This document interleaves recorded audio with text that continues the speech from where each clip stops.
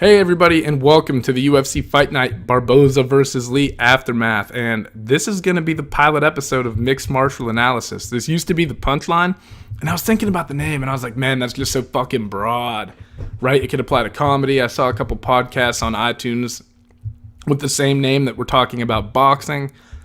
I just felt like this name is obviously a play on MMA, and it'll help reach the demographic. Like, if you clicked on the Punchline and were expecting some comedy, and you came to this and I start talking about fighting, you'd be sadly disappointed because I'm not fucking funny at all. So I thought a name change was appropriate. I thought it was almost necessary, so I decided to go with it. And I thought it was somewhat clever, right? And the point is that it's just gonna, you know what it's about when you see the title. That was my main focus. So I was gonna give a shout out to Tanner Hall and wish him luck today. He had a big tournament coming up, but I just got a text from him, and I guess he popped his rib. Well, I think he popped it a couple weeks ago, and it's just not quite ready to go yet. So I think he had to pull out, which fucking sucks because Tanner competes all the goddamn time, and I know he was looking forward to this one. But I mean, it's your health, right? And if you're in this for, if you want to have he can, like I just said, he competes a lot, and if you want to preserve yourself and have a health, you don't compete when you got shit like that going on. It can fuck you up even more and then keep you sidelined for even longer. And you're probably not going to be performing as well as you want to either. So I know that's frustrating, but probably I think it's a smart move on his end not to do it. But also, good luck to the whole Revolution BJJ team who is competing in U.S. grappling in Richmond today. Kick some ass. Let's hop on into some news. Derek Lewis is going to be fighting Francis Ngannou at UFC 226. And for this fight, you might as well just fucking throw wrestling out the window. I don't think you're going to see any double leg shot, any single leg. You're not going to see any setups for takedowns. They're just going to be throwing bombs at each other. And I don't necessarily like this fight for Derek Lewis because I don't like a fight where you have to stand up with Francis Ngannou at all. I think Stipe laid out a blueprint for how to beat this guy, and that's what you should stick to. Oh, but if you get prideful and you're Derek Lewis, I just think it's a dangerous fight for Derek Lewis because Francis Ngannou has incredible knockout power. Like, the amount of force that he's able to put behind a punch is mind-blowing. It doesn't even seem real. He's a fucking freak, man. It'll be an entertaining fight, I can tell you that. I think it's going to be a fun fight. I just don't think you're going to see Lewis go out and put on like a wrestling clinic or anything. I think it's going to be a stand-up war, and I'm going to lean toward Francis Ngannou in almost every single stand-up war. Not that Lewis can't win. He's beat some big names, man. Derek Lewis is very good, but Francis is nasty on the feet, and I think that's a dangerous fight to take if you're Derek. But shout out to him for taking it, man. You got to have some ball, and it's almost even more ballsy because you know that Derek Lewis is probably going out with the mentality that he's going to trade with this guy. Whoo! It'll be fun, but goddamn, I would not want to stand in front of either of these guys. But Francis Ngannou, it was just like a alien life form or some shit. I would not want to get hit by one of his fucking punches. Actually, I'd almost rather fight Francis than a lot of guys in the UFC because it's going to be quick. He's just going to knock your ass out. You know what I mean? You don't have a whole lot to worry about. He's just going to fucking flatline you. Just let him hit you once and your lights will go out. Wake back up. Whole thing's over. You don't have to go through a whole lot of pain. You probably have a headache when you wake up, but better than getting mauled by someone for 3 or 4 rounds, however many rounds, you know what I mean? By the way, I'm not saying that I would last more than 20 seconds in any fight with a UFC fighter. I'm aware of that. I'm just saying that you're going to take a beating from a lot of guys, and Ngannou's probably just going to kill you. So, pick your poison, right? Get knocked the fuck out or get mauled. I think I'd rather get knocked out quickly. Anyway, Max Holloway's also fighting Brian Ortega on this card. This card is stacked. UFC 226 and UFC 225 are both stacked. Holloway versus Ortega is a big fight because Brian Ortega is undefeated. He just knocked out Frankie Edgar, like lifted him off his feet with that uppercut. Here's the problem for Ortega that he's going to have to overcome. Ortega is a guy who throughout his career has relied on patience and finding openings at at moments sometimes where he would have lost the fight if he didn't find that opening. He's a very patient guy, but can you find that opening against Max Holloway? Max doesn't leave. He's a hard guy to time. He's switching things up a lot. He can fight while moving backwards. He can fight while coming forward. He's good on the ground. He's not on Ortega's level on the ground, but I don't think anyone is. Ortega might be the best fighter off of his back in the world, not just at the 145-pound division, in the world. It's a good fight, and it makes you wonder if Brian Ortega is going to have some strategy to get Holloway to the ground and try to slice through his guard and stuff. I don't know. That's that gut feeling, just reading that fight announcement, I'm leaning towards Holloway, but just because Holloway's won like 11 in a row, and like I said, he doesn't leave a whole lot of openings. Like those openings that Ortega has relied on so far throughout his career, I don't know if they're going to be there against Max. Max is very good. Yeah, 226 is stacked. I was going to say Ozdemir and Shogun are fighting in Chile, but I'm pretty sure that fight got scrapped. What else do we got? Oh, Matt Serra got inducted into the Hall of Fame, and there's a lot of debate on whether he deserved it or whether he's just boys with Dana White, so he got a free ride in. I think Matt Serra deserves it. I think if you look at everything that he's done for the sport, he's made a giant impact on it. He's coached some great guys in addition to his fighting career, and he got put into the pioneer wing, right? So I think that makes sense. He knocked out GSP in a massive upset. I mean, I know he lost in the rematch, but Matt Serra's done a lot for the sport, man. I don't think don't get me wrong. Do I think the fact that he's friends with Dana White helped boost him into the Hall of Fame? Absolutely. I don't think you can deny that. I think he got a little bit of an extra push in, but I don't think it was like one of these things where Matt Serra shouldn't be in the Hall of Fame. They're just putting him in because he's friends with Dana White. I don't think that's true at all. I think that Serra deserves to be in, and he might have got in a little sooner and maybe got a little bit of backing from Dana, but I think he was going to get in regardless at some point. Why the fuck does it matter when it happens? We also need to talk about this Ricky Simone and Dvalishvili finish. If you didn't see it, Dvalishvili was winning the fight against Ricky Simone the entire time for literally, 13 minutes, 14 minutes. And with about 50 seconds left, Ricky Simone locks up a guillotine and mounts Dvalishvili and is cranking on it for 50 seconds. And Dvalishvili's sitting on the bottom, like moving his legs to let you know when he's still in it. And he was moving his legs up until the final bell. Ricky Simone rolls off when the bell rings, and Dvalishvili is clearly having a hard time coming to. He's breathing, but it's only for a couple of seconds. He's breathing, and then he reacts and points to the guy and tries to get up and fall. They help him back down. The doctors are in the cage looking at him, and they end up rolling the fight in Ricky Simone's favor. Gave him a stoppage win, a TKO, I believe. And if you listen to Mark Goddard and John McCarthy, they seem to think that the right call was made. And those are intelligent guys who know what the fuck they're doing. I think Goddard is the best ref in the UFC. Him and McCarthy.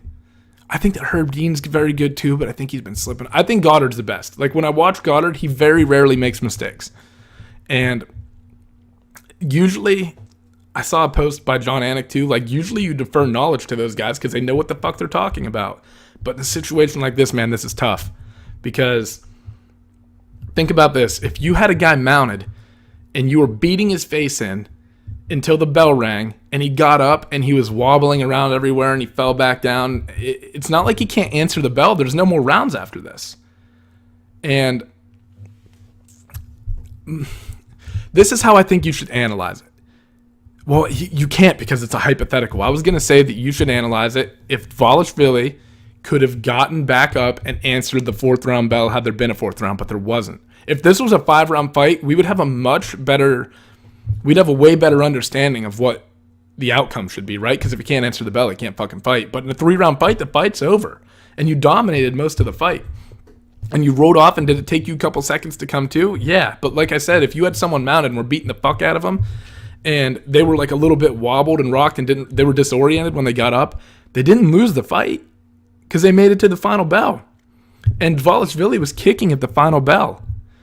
It's weird. To me, it looked like Dvalishvili was literally past. He went out, I think, but very, very briefly. And he came back too quick enough that I think Dvalishvili should have got the win.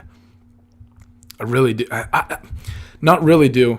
This is a problem. The MMA is a young sport, and it's doing a lot of sorting out. And problems like this, they need to come up so that we can address them.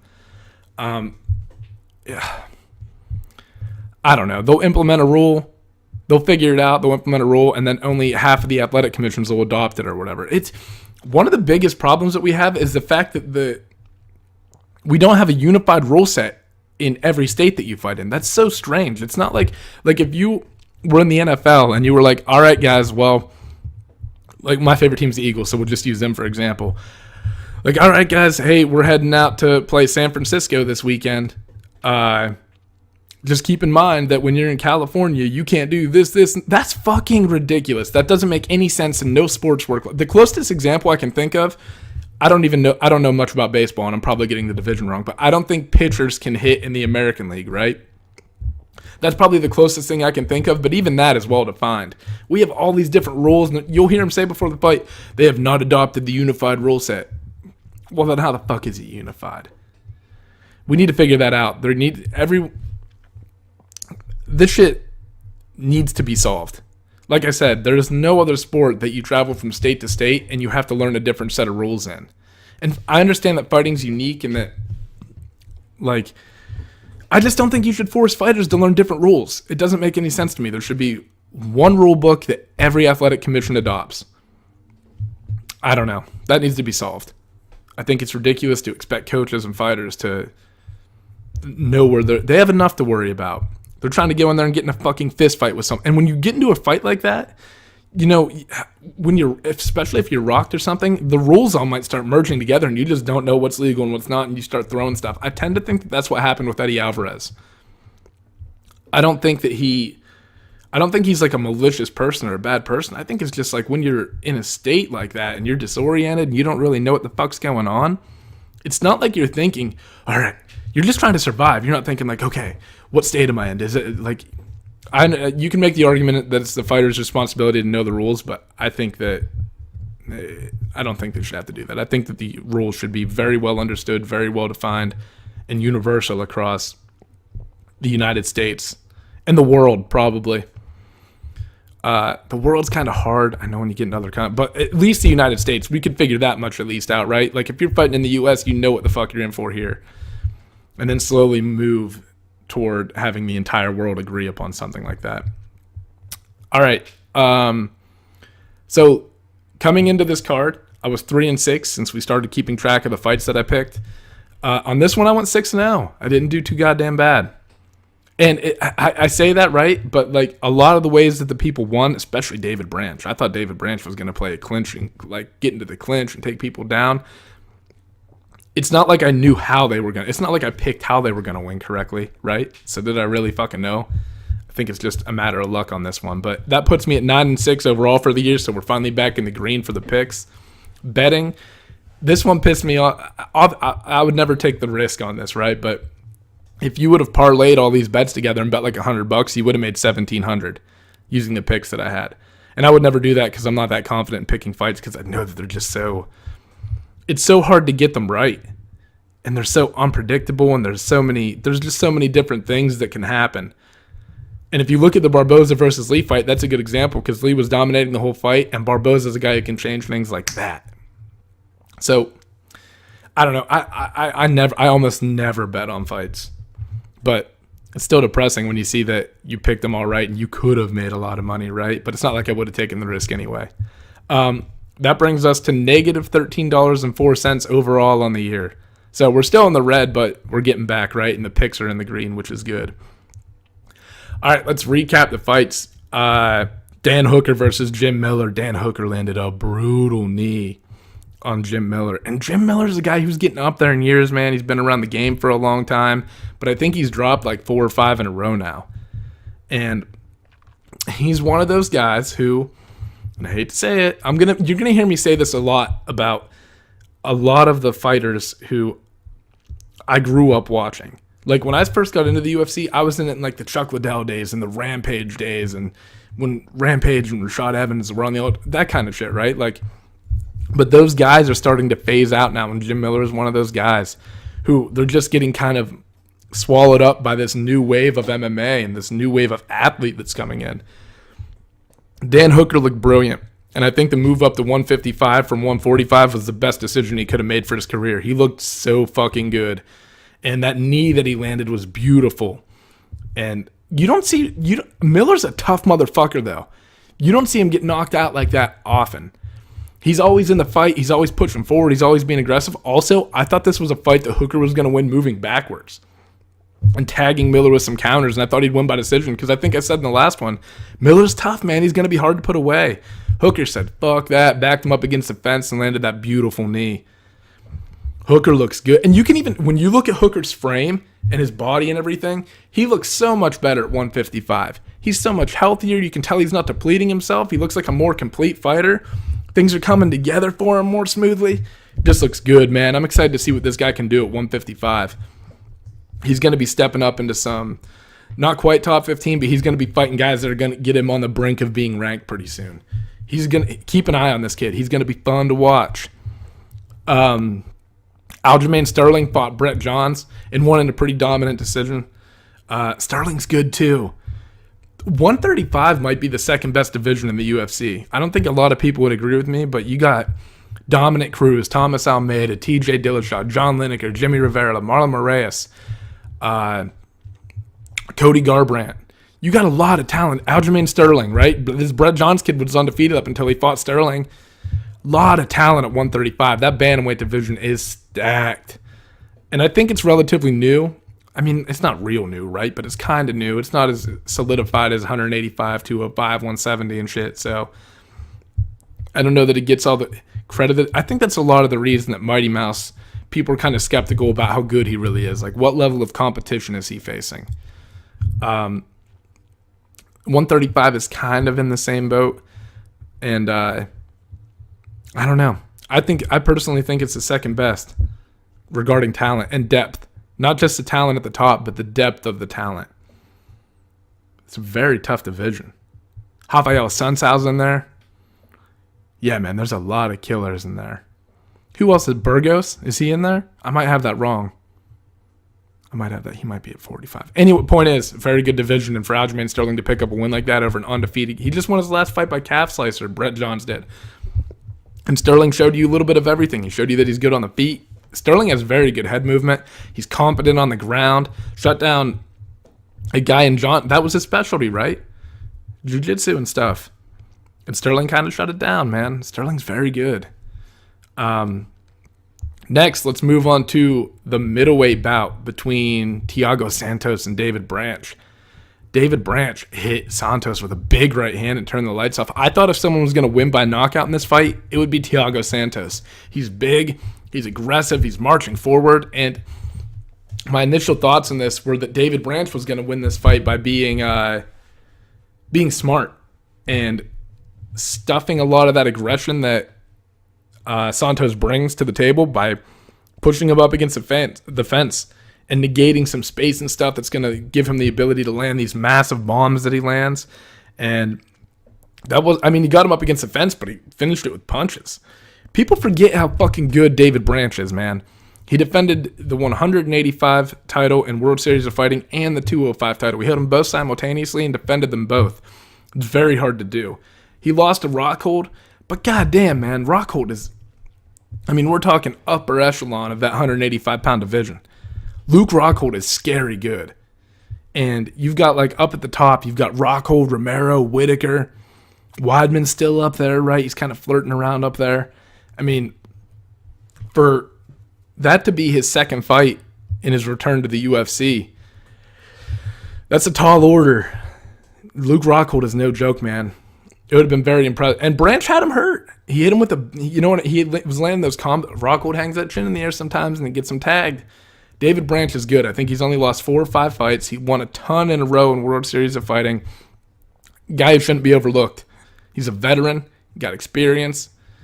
Been around the game for a while. He knows what the fuck he's doing. And he did fight a smart fight. I thought he fought a very smart fight.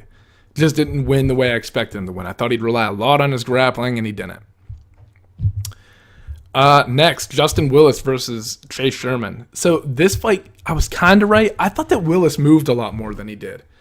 When I watched his fights, for some reason I remember thinking that he moved a lot. And it's not necessarily that he moves a ton. It's just that if you saw it though, he is smooth when he moves, and he moves his head way better than Sherman did. Sherman has that terrible tendency of sticking his head up in the air, and it gets him tagged. If he doesn't move his head off the center line a lot. And if you go back and watch that fight, every big shot that Willis landed on Chase Sherman was because Sherman's chin was hanging up in the air. If he can correct that problem, Sherman's going to be very good because Sherman actually looked lighter on his feet than Willis did. Willis doesn't move around as much as him, but keeping your head still is dangerous, especially in the heavyweight division. It's going to get you clocked a lot.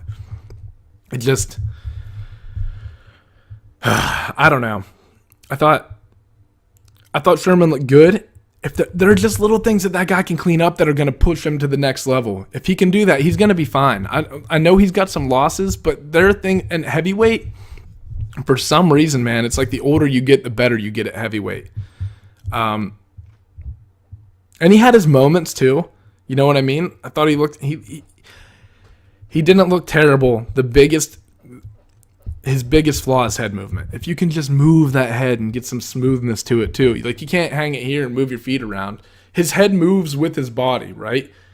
And Willis is kind of like ducking and weaving and then coming over top with a big right hand. It's much more appeasing to the eye to watch even. There's a big difference in the fluidity of there's a difference in the fluidity of the two, and it's evident when they fought. Willis was able to capitalize on it, and tough loss for Sherman, but move that fucking head, man. You're going to be fine if you learn to move that head. Next, Frankie Edgar rematch versus Cub Swanson. I think this is the first time in the UFC that Frankie Edgar got to fight in Atlantic City, and he picked up a big win, and more impressively, he did it all on his feet against a guy in Cub Swanson who's a dangerous striker. Very high level, coming at you he sets up shots really well, attacking from different angles, and to me, it looked like Cub Swanson was fighting a guy who we already knew beat him. It looked like he approached that fight like he was in there, and Frankie was tagging him with some stuff and just using that Mark Henry fundamental boxing, right? And it looked like Cub was just like, he had that look in his eye like, fuck, man, fuck, you already knew you lost to him, so everything that Frankie was landing, it was all just mounting up on Cub. I think if Cub would have let his hands go and trusted in it a little bit more, I think he would have done a lot better. And I'm not in Cub's head, and I don't want to accuse him of anything, right? I love both of these guys. I'm obviously I'm a little biased towards Frankie Edgar, but Frankie looked impressive. And I think that's an important win for Frankie because it gives him some confidence back, it gives him some momentum, and it gets that fucking taste out of your mouth from losing that last fight to Ortega where you got finished for the first time in your career. So, big fight. It was a big fight for both of these guys, and for Frankie to come out on top and it kind of proves to you again that Frankie's still in the elite of that division. Frankie is very good, and he beats he beats everyone but 2 or 3 people in that division. I think he's right up there, and he's competitive in every fight. He was beating Brian Ortega up until he got clipped. Not that really matters, right? But the point is, a Frankie Edgar fight is never an easy fight, and most people have a hard time getting a victory over that guy. And Cub just looked a little bit defeated to me. He looked like he was moving back, and like I said, there was just something about his demeanor in there where it was like every time Frankie landed, he was like fuck, fuck, fuck. Instead of countering, it was just like the weight of everything kept sitting on him with every shot that Frankie landed. That was the feel that I got. I don't know if you guys agree. Maybe I'm fucking crazy, but it just felt like Cub went in there knowing that he already lost to Frankie instead of approaching it like, all right, it's a new fucking day. That was 4 years ago. Let's go in there and let these hands fly. Because when Cub starts throwing his hands around, man, it's hard to keep up with. And he's long, too, and he's good. When he would land shots on Frankie, Cub does a very good job of keeping you on the end of his punches. Which would have been good in that fight if he would have opened up because Frankie's a wrestler. You don't want to let Frankie start closing distance on you. Anyway, let's move on to the main event between Barboza and Lee. And Kevin Lee just proved to you that he is, without a doubt, one of the contenders in the 155-pound division. You already knew that, or you should have when you saw the Tony Ferguson fight. He mounted Tony, had Tony in trouble, dropped Tony. Kevin Lee is very good. And if you don't think that the staph infection that he suffered during that Tony Ferguson fight had an impact on his performance, you're fucking high. Kevin Lee is... Oh, okay. It's hard to say that because it's hard to say what I'm about to say because he lost to Tony. And Tony is very well-rounded too. I think that Kevin Lee does more things well in the lightweight division than any fighter in the world. If you look at Tony relies on his weirdness a little bit and coming from awkward angles. Not that that's a bad thing. I just think that, like, when you look at Lee fight, he's a great striker. He's got great kicks. He doesn't hesitate a lot. He capitalizes on opportunity. He's got great takedowns. I think he's more explosive than Khabib. I'm not saying he's a better wrestler than Khabib. I just think he's a better striker than Khabib. I think he's a better wrestler than Conor. And Tony obviously showed you that he caught Lee in a triangle and beat him, right? So it's hard to say that he's more well-rounded than Tony. But I think that staph infection had a lot to do with it. And Kevin Lee's only 25, man. He dominated Barboza. Dominated him. He got hit one time, I think, in the third round with that spinning kick. And still was able to recover from it after doing that fucking... He was wobbling all over the place. Looked like he was going to get knocked out. And still was able to land a takedown after it. Lee is tough. He's going to be hard to beat for anyone in that division. And I think that... I'm going to get shit for this. Khabib has never fought anyone with a wrestling background like Kevin Lee. After seeing that fight against Barboza, I think Kevin Lee has a better chance to beat Khabib than Conor does. I shouldn't say that because Conor's very good at fighting moving backwards and countering, and he's got that wide stance and I think he can lure you into traps. And I think Khabib relies on relentless pressure and Conor makes you pay for pressure. That's always the question, right? If you got a guy who applies a lot of pressure, can the guy going up against that pressure make you pay for it? Because if you can make a guy pay for it, they're going to start backing off a little bit. I think Lee's a tougher fight, though. I think if Lee doesn't have staph infection in that Tony, he mounted Tony and everything, and then you just saw the exhaustion set in on him. And in a triangle that he might have got out of at any other time or like recognized it coming earlier. I want to see Lee fight the top guys in the division healthy.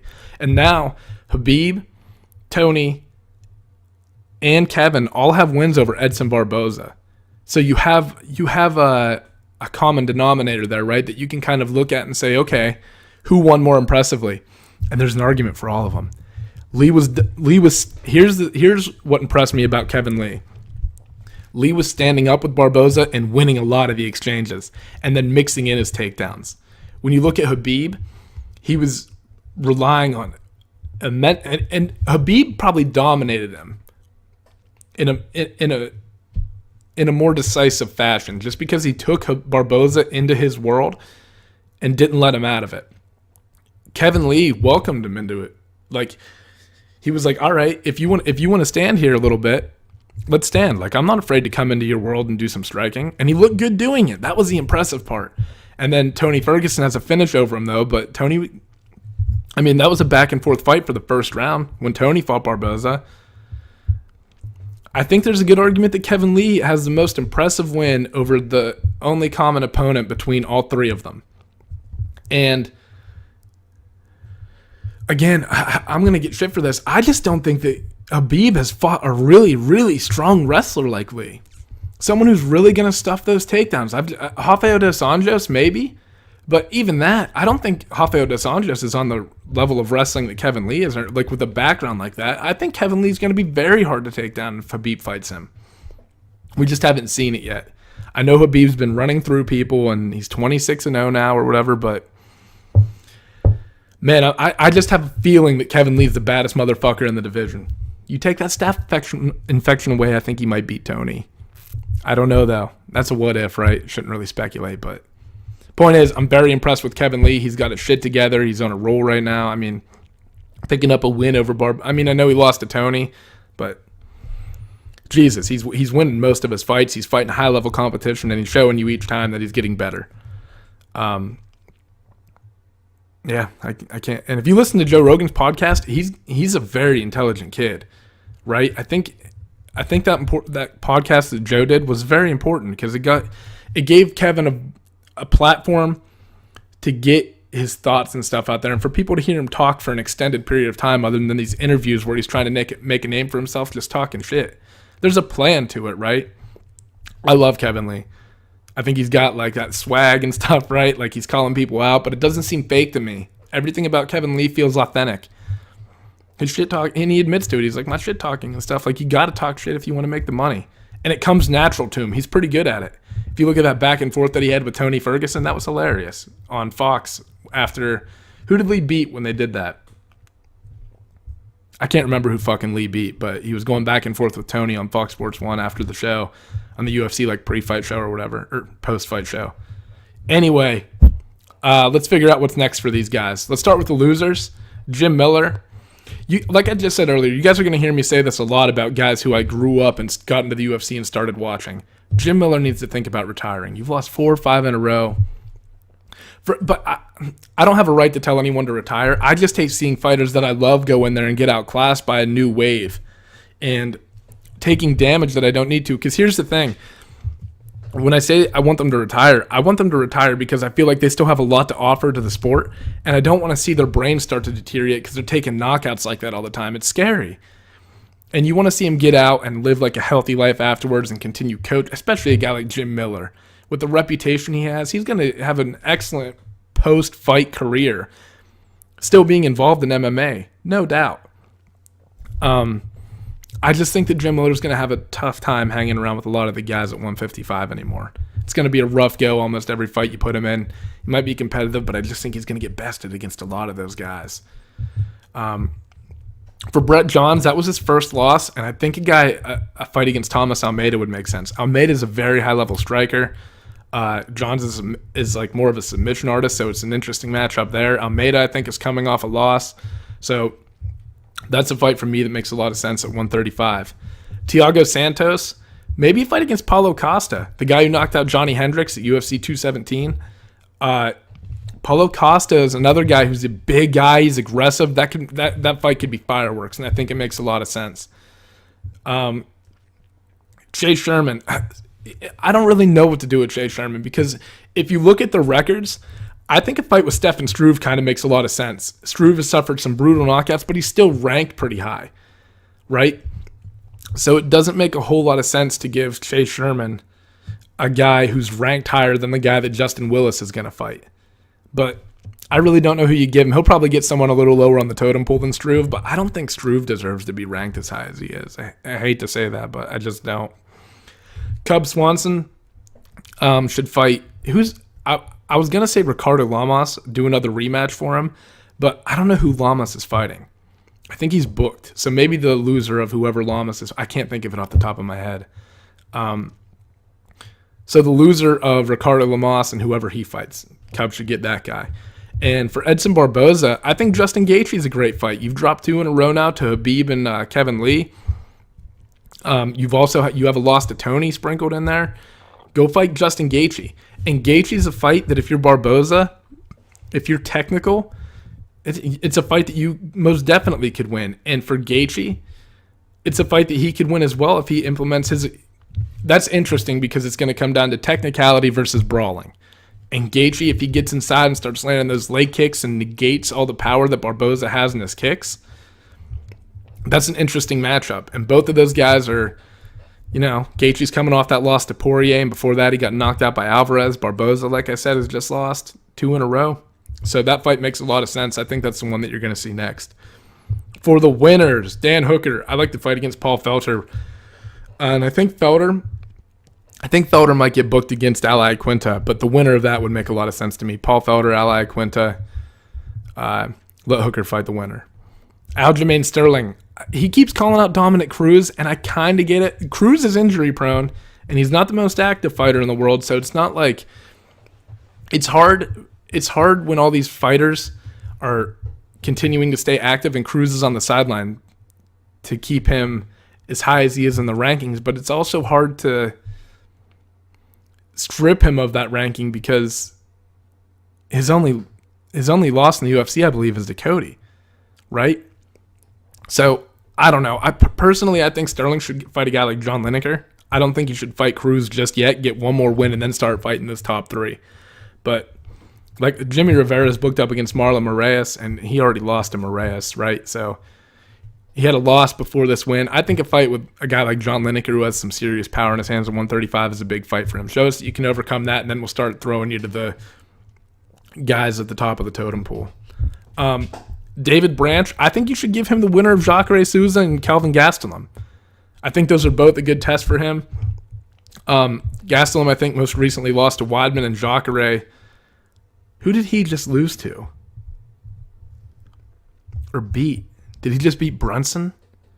Anyway, whoever wins this fight, I think, is a really good fight for David Branch. Gastelum, man. I think if Gastelum could get his health and his weight and everything set, if he could figure all of the pieces out to cut down to 170, that guy might be a fucking world champion. He is so fucking good. His footwork is nasty, and I think he's too small for 185. I think he saw that against Weidman. I don't think 185 is a good weight class for him. I really wish he would sort that out because I'd love to see a really healthy Gastelum at 170. But regardless, I think David Branch should get the winner of that fight coming up soon. Justin Willis, maybe a guy like Junior Albini, the guy who wears the fucking diaper everywhere, right? I think that fight makes a lot of sense. Frankie Edgar. Oh, boy.